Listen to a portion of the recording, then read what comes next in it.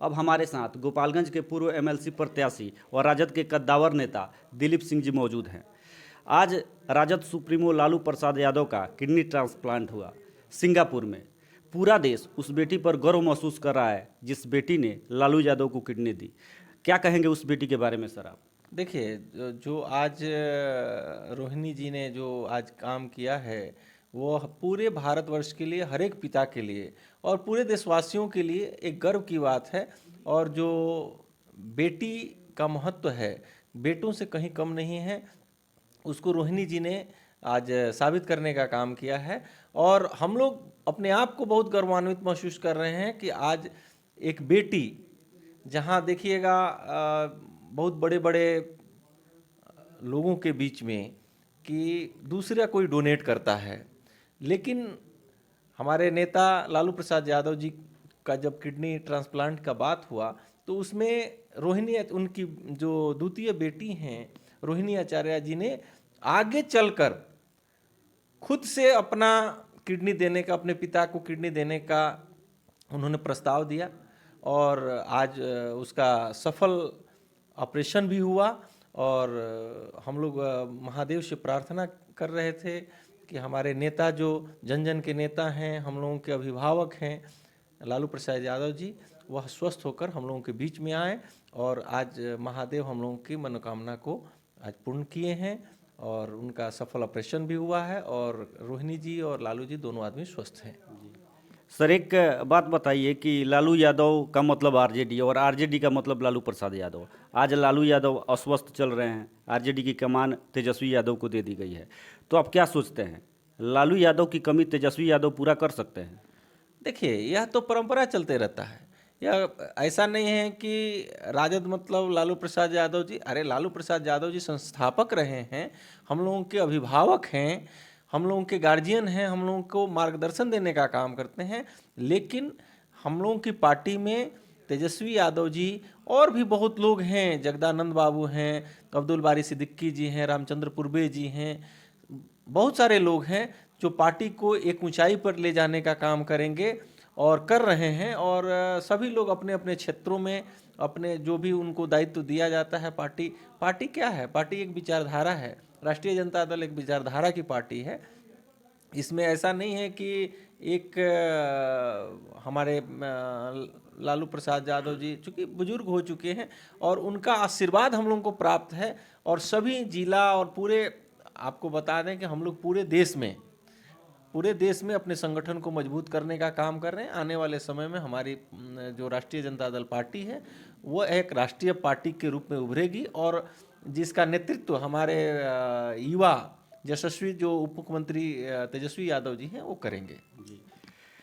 Sir ऐसा माना जा रहा है कि जब तक लालू यादव के हाथ में आरजेडी की कमान थी, लालू यादव ने बिहार के मुसलमानों को आरजेडी में रखा, लेकिन ऐसा देखा जा रहा है कि जब से तेजस्वी यादव को कमान मिली है, बिहार के मुसलमान ओवैसी की तरफ रुख कर रहे हैं। क्या कहेंगे इसके बारे में? देखिए, ये सब कोरी अफवाहें हैं, ऐसा कुछ नहीं है। अभी जो हम लोगों की पार्टी है राष्ट्रीय जनता दल, किसी जाति और व्यक्ति विशेष की पार्टी नहीं है, ये ए टू जेड की पार्टी है। आप उठा के देख लीजिए, राजपूत समुदाय से जगदानंद सिंह जी हैं, आपके मुस्लिम से बहुत बड़े बड़े नेता हैं, कई मिनिस्टर्स हैं, अब्दुल बारी सिद्दीकी जी हैं, दलित परिवार से आपका शिवचंद्र राम जी हैं, बनिया समाज से आप देख लीजिए समीर महासेठ जी हैं, आप भूमिहार समाज से लोग हैं, ब्राह्मण समुदाय से देखिए शिवानंद तिवारी जी हैं, मनोज झा जी हैं, बहुत सारे लोग हैं।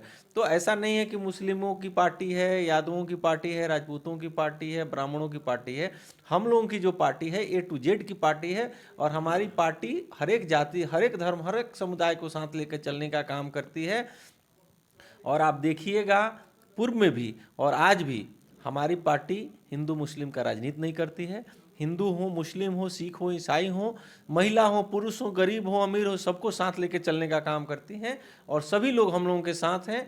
और जो भी लोग कुछ दिन पहले अगर भटके हुए थे, वो लोग भी हमारे पिछड़ा अति पिछड़ा समाज का कुछ वोट हम लोगों से भागा हुआ था, आज के समय में देखिएगा उनका भी रुझान तेजस्वी यादव जी के तरफ है। युवाओं का रुझान जो है तेजस्वी यादव जी के प्रति है। किसानों का रुझान, गरीबों असहायों का रुझान जो है तेजस्वी यादव जी के तरफ लोग एक आशा की किरण के साथ देख रहे हैं। अभी आप देखिएगा जितने भी अस्पताल हैं उसमें जो डॉक्टर हैं, नर्स हैं, सभी लोग समय से आ रहे हैं और गरीबों को एक मतलब सहारा मिल रहा है और अच्छी सुविधाएं मिल रही हैं। आने वाले समय में और भी अच्छे काम होंगे और बहुत तेज़ी से हम लोगों का जो भी जनता है, जो भी गरीब लोग हैं, जो भी समाज के दबे कुचले लोग हैं, सभी लोगों को मान सम्मान मिलेगा और हम लोगों के राष्ट्रीय जनता दल और महागठबंधन का सरकार बहुत आगे तक जाएगी।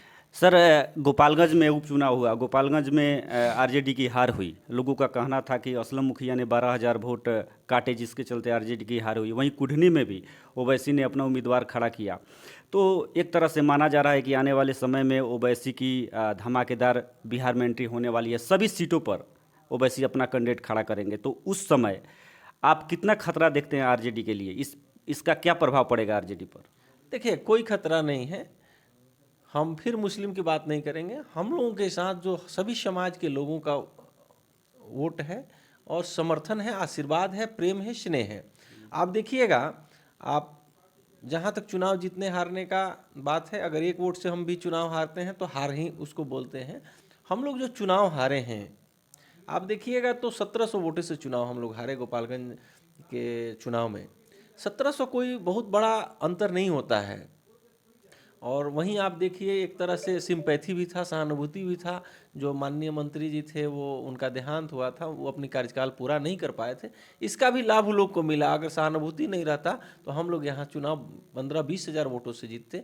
अब रहा सवाल मुस्लिमों के वोटों का बंटने का, तो आप देखिएगा पूर्व में भी, आप 2020 में भी जाइएगा तो मुस्लिम समुदाय से वहीं असलम मुखिया चुनाव लड़े थे, उनको भी कुछ मिला था। एक वकार नाम के थे, उनको भी कुछ मिला था। पूर्व में भी लोग लड़ते रहे हैं और सबको वोट मिलते रहा है।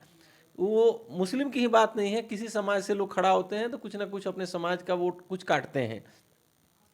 ये आज ही की बात नहीं है, पूर्व में भी आप देखिएगा राजपूत समाज समुदाय से, अभी बरौली विधानसभा में आप देखे होंगे कि 2015 के चुनाव में 2-3 राजपूत समुदाय से लोग चुनाव लड़ गए थे। तो चुनाव लड़े, कुछ कुछ वोट लिए, वहाँ राम प्रवेश राय चुनाव हार गए। तो ये सब कोई बहुत बड़ा मुद्दा नहीं है। और जहाँ तक मेजॉरिटी की बात है, बहुमत की बात है, हम लोगों के पास बहुमत है और सभी समुदाय, जाति, समुदाय, धर्म के लोगों का समर्थन हम लोगों को प्राप्त है और सभी लोग हम लोगों को अपना स्नेह प्रेम दे रहे हैं। और जो लोग हम लोगों से पूर्व में कुछ कटे हुए थे, वो लोग अपनी विश्वास तेजस्वी यादव जी के प्रति अपना व्यक्त कर रहे हैं और सभी लोगों का झुकाव और रुझान हम लोगों के प्रति है।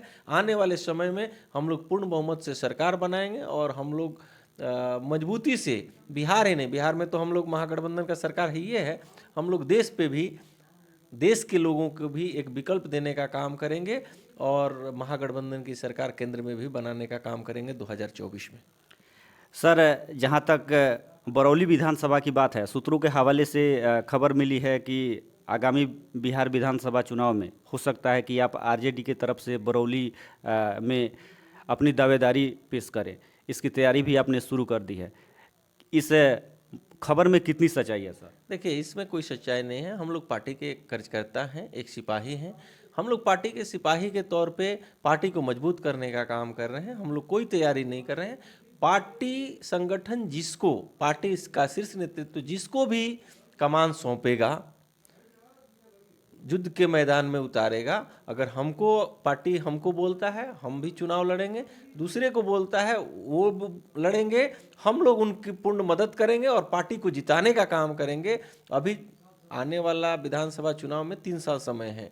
अभी हम लोग पार्टी की मजबूती के लिए काम कर रहे हैं। पार्टी की विचारधारा और विपक्ष का जो जन विरोधी नीति है उसको जनता तक पहुंचाने का हम लोग काम कर रहे हैं। अभी उसमें कोई सच्चाई नहीं है। पार्टी का जो भी निर्णय होगा उसको सर्वमान्य होगा और हमारे पार्टी के जो भी नेता हैं पार्टी के निर्णय को पूर्ण दिल से मानने का काम करते हैं। और इसमें कोई, देखिए लोकतंत्र है, सबको अपना बात कहने का, लड़ने का चुनाव अधिकार है, लेकिन जो हम लोगों की पार्टी है वो लोकतांत्रिक पार्टी है और जो भी हमारे पार्टी के नेतागण हैं सभी लोग पार्टी के शीर्ष नेतृत्व का सम्मान करते हैं और जो भी शीर्ष नेतृत्व का निर्णय होगा उस पर हम लोग काम करेंगे। अभी कोई ऐसा नहीं है कि कौन प्रत्याशी है, हम प्रत्याशी हैं, वो प्रत्याशी हैं, ऐसा कोई बात नहीं है। इसमें कोई सच्चाई नहीं है। सर, कुढ़नी में उपचुनाव आज संपन्न हुआ।